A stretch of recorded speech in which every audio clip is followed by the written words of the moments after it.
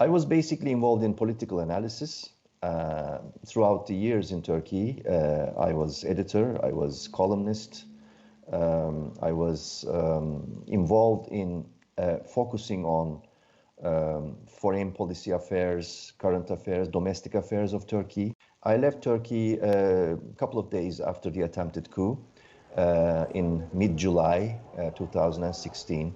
The reason was very simple. My prediction was that the repercussions of the attempted coup would be severe, targeting media professionals, my colleagues, myself included, and also media institutions, media outlets, which also happened with full force. So my predictions proved to be true. 30-35% of them are Kurdish colleagues, maybe more, and the rest have been in jail for, some of them have been in jail for more than 3, 4, 5 years. Their focus has always been the issues that are related to the Kurdish issues and human rights breaches and violations, such as, for example, lately the 2 peasants thrown out of the helicopter. For these stories, for example, Mesopotamia news agency is now targeted severely, raid after raid, and some of the Mesopotamia reporters have been detained.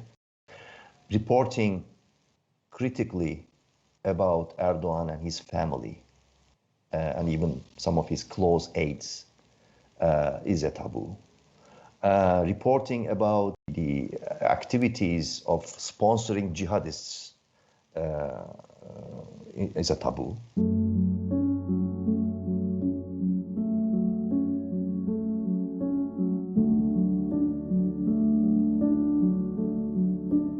He was sentenced earlier to 19 years. It's a case after pile of cases. He was accused, and earlier he was sentenced to 19 years, and now 17 years. And there are still ongoing cases about him. He's one of the many ridiculous cases in Turkey. There are many other examples.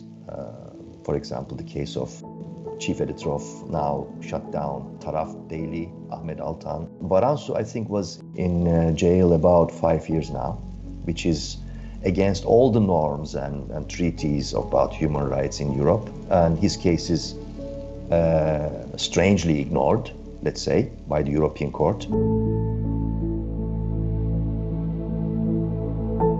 Now we have about 95% of the media sector under direct or indirect control of the government.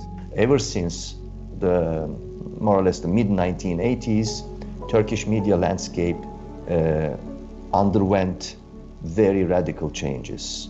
Earlier, there were some publisher families, traditional publisher families, issuing newspapers like Dünya, Milliyet, etc., or Hürriyet, and those families disappeared from the stage, replaced by various business people whose interests have always been and only been money. Almost all of them had absolutely no idea about the social role of journalism. They controlled the freedom, and they also battled against pluralism. These 3 are pillars: pluralism, independence, and freedom.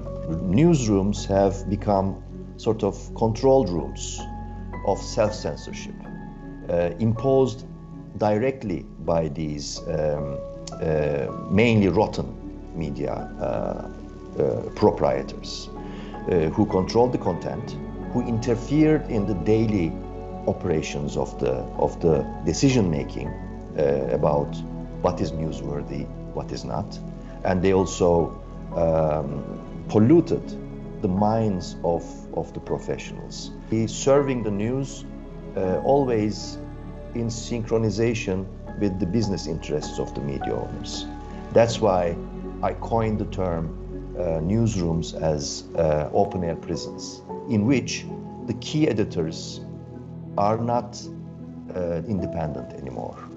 They always have a telephone line upstairs in the 11th floor, 15th floor, and asking about sensitive, critical news, whether to publish them or not.